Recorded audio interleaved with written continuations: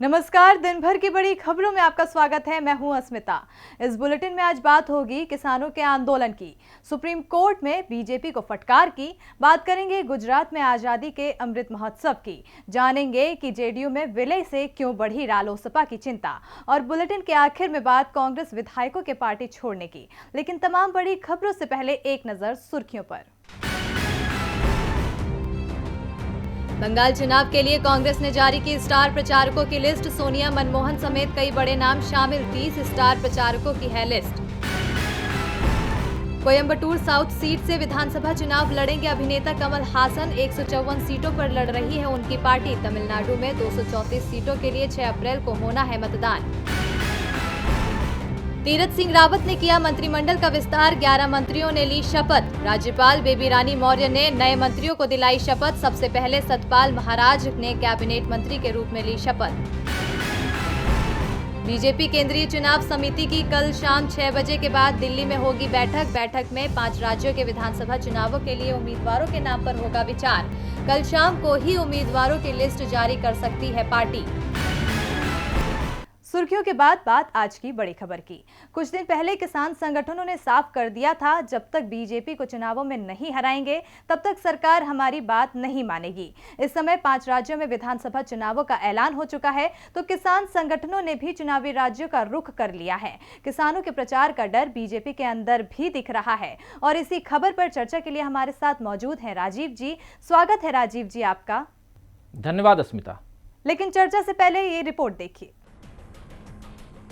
हरियाणा में मनोहर लाल खट्टर की सरकार भले ही बच गई हो, लेकिन किसान संगठनों ने साफ कर दिया कि वो बीजेपी की परेशानी बढ़ाते ही रहेंगे जब तक केंद्र सरकार कृषि कानून वापस नहीं ले लेती और एमएसपी पर कानून नहीं बना देती। खट्टर सरकार का समर्थन करने वाले विधायकों के बहिष्कार का फैसला भी लिया गया है। इसके साथ ही किसान नेताओं ने पश्चिम बंगाल का भी रुख कर लिया है। किसानों ने बंगाल पहुंचकर प्रेस कॉन्फ्रेंस करते हुए कहा कि विधानसभा चुनाव वाले 5 राज्यों में जाकर बीजेपी के खिलाफ प्रचार करेंगे। भाजपा सरकार किसानों की मांग सुनने को तैयार नहीं है। किसान चाहते हैं कि नए कृषि कानून को तुरंत वापस लिया जाए और किसानों के हित के हिसाब से नियम कानून बनाए जाएं। इसके अलावा किसान एकता मोर्चा ने अपने एक ट्वीट में लिखा है कि हमारे किसान नेता ने पश्चिम बंगाल में विधानसभा चुनाव के मद्देनजर नो वोट टू बीजेपी अभियान शुरू कर दिया है। हम लोगों से आग्रह करते हैं कि वो उस पार्टी के खिलाफ खड़े हों जो किसान विरोधी कानून लाती है। वहीं आंदोलन को लेकर राकेश टिकैत ने कहा कि आंदोलन लंबा चलेगा और हम सर्दियों तक भी यहाँ पर बैठने के लिए तैयार हैं। वहीं किसानों ने आंदोलन को जारी रखने के लिए गर्मी की तैयारी करनी शुरू कर दी है। पक्के मकानों का निर्माण शुरू कर दिया है। गर्मी को देखते हुए मौके पर ट्यूबवेल भी लगवा दिया है। किसान नेताओं ने ऐलान कर दिया है कि नेशनल हाईवे पर प्लॉट बनाकर ज्यादा से ज्यादा पक्के निर्माण किए जाएंगे और नगर और मोहल्ले बसाए जाएंगे। इसके लिए सेवादार ईंट और अन्य निर्माण सामग्री भिजवा रहे हैं और पानीपत से दिल्ली जाने वाली लेन के किनारे निर्माण भी शुरू कर दिया गया है। अब देखना होगा कि सरकार किसानों के धैर्य की कितनी परीक्षा लेती है और कब तक उन्हें सड़कों पर बैठने के लिए मजबूर करती है। राजीव जी, हरियाणा में किसानों ने ऐलान किया जिन विधायकों ने अविश्वास प्रस्ताव में खट्टर का समर्थन किया उनका बहिष्कार होगा, उन्हें गांव में घुसने नहीं दिया जाएगा। किसान नेताओं ने पश्चिम बंगाल का रुख भी कर लिया है। कल से वो बंगाल में पंचायतें शुरू कर रहे हैं। किसानों के ऐलान और किसान पंचायतों का असर चुनाव पर दिख सकता है। जी अस्मिता, किसानों को अब तक कमजोर और लाचार समझने की गलती जो लोग करते आए हैं, मेरा ख्याल है उन लोगों को अब भूल सुधार कर लेना चाहिए, क्योंकि 106 दिनों से किसान आंदोलनरत हैं। उन्हें खालिस्तानी से लेकर आंदोलन जीवी तक कह दिया गया, उन्हें शारीरिक कष्ट पहुंचाकर तोड़ने की कोशिश की गई, लेकिन किसान न टूटे और न ही पीछे हटे, बल्कि अब आंदोलन का विस्तार किसान पंचायतों के रूप में देश के कई राज्यों में हो चुका है। इन पंचायतों में जिस तरह भीड़ जुट रही है अस्मिता, वो ये बताती है कि किसान सरकार के खिलाफ बंद हो रहे हैं। इस भीड़ को किसान पैसे देकर नहीं जुटा रहे हैं, बल्कि ये खुद से इकट्ठा हो रही है। इसीलिए ये तय मानिए कि किसानों में इनकी भूमिका निर्णायक हो सकती है। हरियाणा, राजस्थान और पंजाब के नगरीय निकाय चुनाव में हम किसानों की नाराजगी का परिणाम बीजेपी को भुगतते हुए देख चुके हैं और हो सकता है कि पश्चिम बंगाल जैसे राज्यों में भी किसान पंचायतों का असर हो। इसी तरह हरियाणा में भी खट्टर सरकार अविश्वास प्रस्ताव में तो बच गई है, लेकिन जनता की नजरों में गिरने के बाद उठना काफी मुश्किल होता है अस्मिता। जानकारी के लिए शुक्रिया राजीव जी। अब रुख अगली खबर की ओर। मोदी सरकार जब सत्ता में आई तो दावा किया गया था कि हर साल 2 करोड़ लोगों को रोजगार देगी, लेकिन लोगों को रोजगार तो नहीं मिला, उल्टा बेरोजगारी दर जरूर बढ़ गई। इसे लेकर आज कांग्रेस ने मोदी सरकार को जमकर घेरा। सोशल मीडिया पर भी सरकार के खिलाफ अभियान चलाया गया। देखिए ये रिपोर्ट। मोदी सरकार के खिलाफ संसद, सड़क और सोशल मीडिया सभी जगह गुस्सा दिखाई दे रहा है। मामला रोजगार का हो, आर्थिक विकास हो या फिर कोई और, हर मामले में सरकार फंसती दिख रही है। इस बीच युवाओं ने सोशल मीडिया पर रोजगार को लेकर अभियान सा छेड़ दिया है। आज कांग्रेस के स्टूडेंट विंग NSUI ने आज सोशल मीडिया पर मोदी सरकार के खिलाफ अभियान शुरू किया है और #StudentsWantJobs कुछ ही देर में ट्विटर पर टॉप ट्रेंड में शामिल हो गया। कांग्रेस नेता राहुल गांधी ने कहा कि युवा सरकार से नौकरी मांग कर रहे हैं, लेकिन सरकार पुलिस की ताकत से लोगों को दबा रही है। सवाल पूछने वालों को देश विरोधी करार दिया जा रहा है। कांग्रेस महासचिव प्रियंका गांधी ने भी इस हैशटैग का इस्तेमाल करते हुए लिखा है कि हर साल 2 करोड़ युवाओं को रोजगार का वादा करने वाली भाजपा सरकार में रोजगार की स्थिति, बेरोजगारी पिछले 45 साल के चरम पर, 28 लाख सरकारी नौकरियों के पद खाली, भर्तियों, इम्तिहान परिणाम और ज्वाइनिंग का नामो निशान नहीं, झूठे वादे नहीं। बता दें कि बीजेपी ने साल 2019 का अपना संकल्प पत्र जारी करते हुए युवाओं को लुभाने की पुरजोर कोशिश की थी, जिसमें युवा भारत भविष्य का भारत नाम का एक पूरा चैप्टर था, जिसमें खेल से जुड़े 6 वादे, स्टार्टअप को बढ़ावा देने के लक्ष्य और युवाओं को समाज से जोड़ने जैसी बातें कही गई थी। लेकिन बाद में वो बातें पकोड़े तलने तक के लिए टाल दी गई थी। यानी साफ है कि मोदी जी के वादे सिर्फ चुनाव तक ही लुभावने होते हैं, लेकिन धरातल में उतर कर देखें तो इन दिनों युवाओं के जो हालात हैं वो इनकी आए दिन की परेशानी का सबब बने हुए हैं। केंद्र की बीजेपी सरकार ना तो किसानों की मांग पर ध्यान दे रही है और ना ही युवाओं की। बीजेपी को चिंता होती है तो सिर्फ चुनावों की, और जहां चुनाव है वहां सरकार बनाने की। गोवा की बीजेपी सरकार ने तो नगरीय निकाय चुनावों के लिए जो फैसला लिया उसे लेकर सुप्रीम कोर्ट भी चकित रह गया। सुप्रीम कोर्ट ने इसे लेकर गोवा सरकार के खिलाफ सख्त टिप्पणी की है।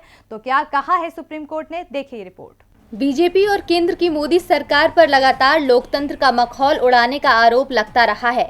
विपक्ष तो इस पर सवाल उठाता ही है। विदेशों में भी इसे लेकर कई रिपोर्ट छप चुकी हैं।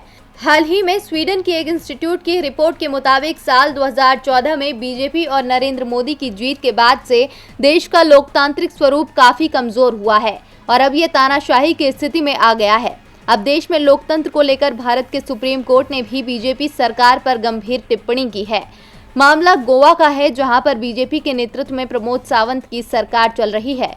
कोर्ट ने प्रमोद सावंत सरकार पर टिप्पणी करते हुए चुनावों के मद्देनजर एक अहम फैसला दिया है। अदालत का कहना है कि राज्य चुनाव आयुक्तों को स्वतंत्र व्यक्ति होना चाहिए। राज्य सरकार से जुड़े किसी भी व्यक्ति को चुनाव आयुक्त नियुक्त नहीं किया जा सकता। सुप्रीम कोर्ट ने यह फैसला गोवा सरकार के सचिव को राज्य चुनाव आयुक्त का अतिरिक्त प्रभार देने पर सुनाया है। सुप्रीम कोर्ट ने गोवा सरकार पर सवाल उठाया है। जस्टिस RF नरीमन ने कहा कि लोकतंत्र में चुनाव आयोग की स्वतंत्रता से समझौता नहीं किया जा सकता। सत्ता में बैठे एक सरकारी अधिकारी को राज्य चुनाव आयुक्त का अतिरिक्त प्रभार सौंपना संविधान का मखौल उड़ाना है। ये एक परेशान करने वाली तस्वीर है कि सरकारी कर्मचारी जो सरकार के साथ रोजगार में था, गोवा में चुनाव आयुक्त का प्रभारी है। सत्ता में बैठे एक सरकारी अधिकारी को राज्य चुनाव आयुक्त का अतिरिक्त प्रभार सौंपना संविधान का मखौल उड़ाना है। गोवा की बीजेपी सरकार को सुप्रीम कोर्ट की फटकार लगी। कोर्ट का आदेश साफ है कि चुनाव पूरी तरह से स्वतंत्र होने चाहिए। लोकतंत्र के पर्व में चुनाव की स्वतंत्रता बेहद जरूरी है।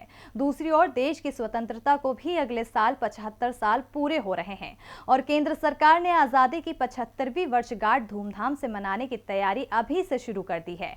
पीएम मोदी ने गुजरात में आजादी के अमृत महोत्सव की शुरुआत की, जो 15 अगस्त 2022 तक चलेगा। यानी 75 हफ्ते तक देश भर में कई कार्यक्रमों का आयोजन किया जाएगा। देखिए इस रिपोर्ट में। 15 अगस्त 2022 को देश आजादी की 75वीं वर्षगांठ मनाएगा।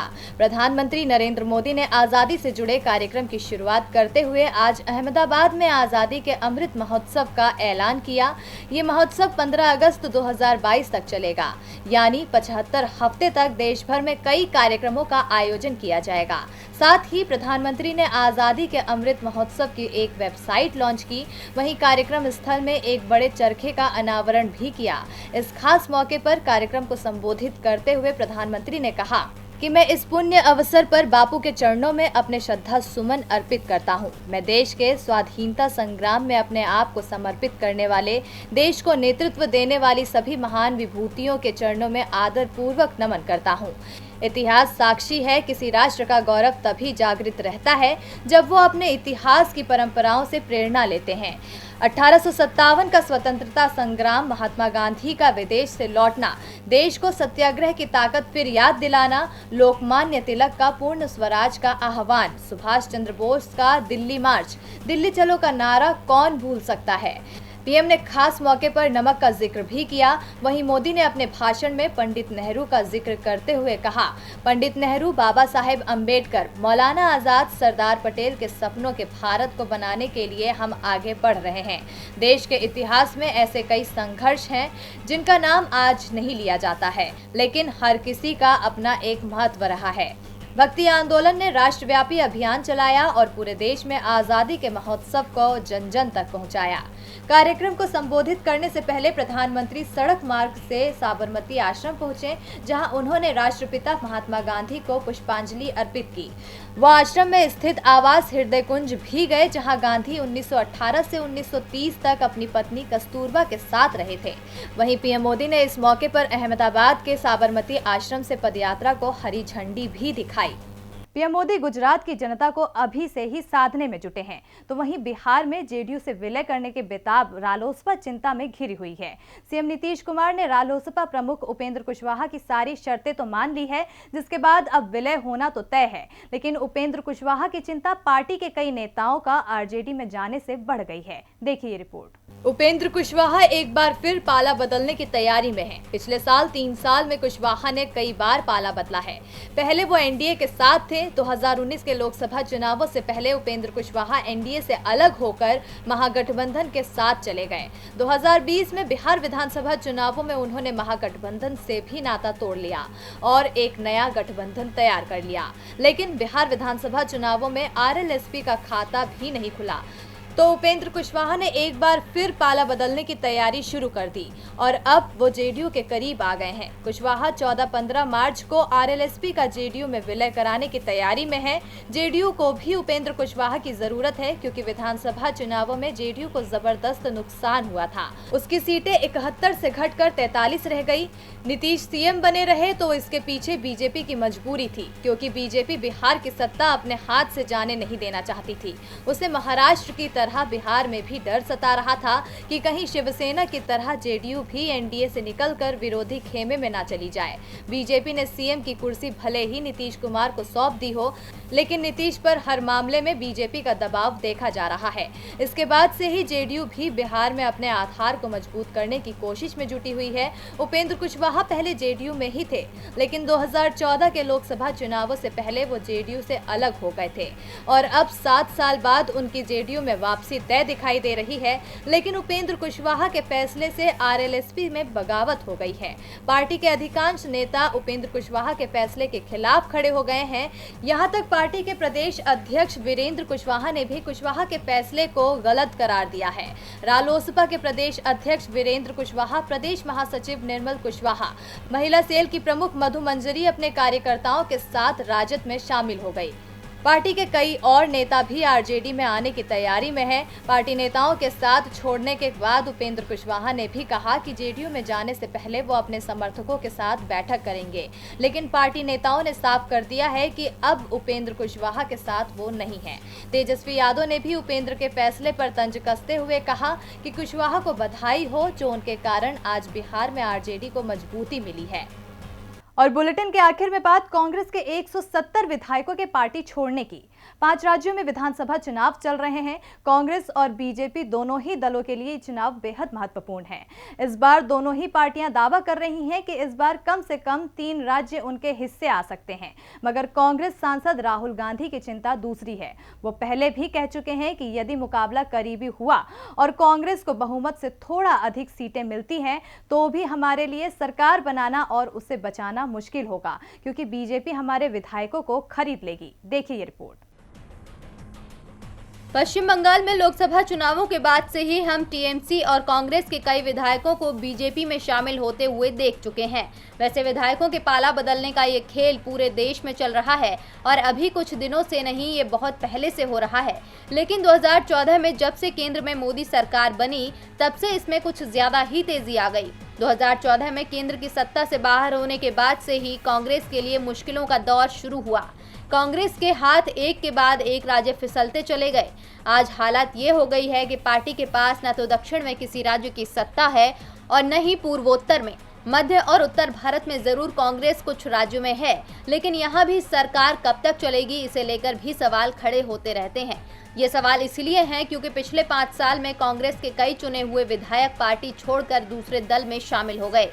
एडीआर की रिपोर्ट में इन विधायकों की संख्या 170 है। वैसे दल बदल करने वालों में बीजेपी विधायकों का नाम भी शामिल है, लेकिन इस दौरान सिर्फ 18 बीजेपी विधायकों ने अपनी पार्टी छोड़ी और दूसरी पार्टी का दामन थामा।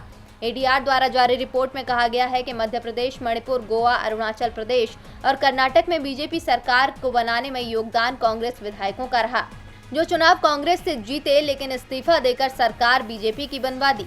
रिपोर्ट में बताया गया है कि 2016 से 2020 के बीच पाला बदलकर फिर से चुनावी मैदान में उतरने वाले 405 विधायकों में से 182 भाजपा में शामिल हुए तो 28 विधायक कांग्रेस और 25 विधायक तेलंगाना राष्ट्र समिति का हिस्सा बने। इस दौरान 16 राज्यसभा सदस्यों ने भी पाला बदला और सबसे बड़ी बात ये कि इनमें भी 10 सांसदों ने बीजेपी का दामन थामा। 2019 के लोकसभा चुनावों से पहले जरूर 5 लोकसभा सदस्य बीजेपी को छोड़कर दूसरे दलों में शामिल हुए, लेकिन उन्हें सफलता नहीं मिल पाई। और दिन भर की बड़ी खबरों में मेरे साथ इतना ही। देखते रहिए डीबी लाइव। नमस्कार।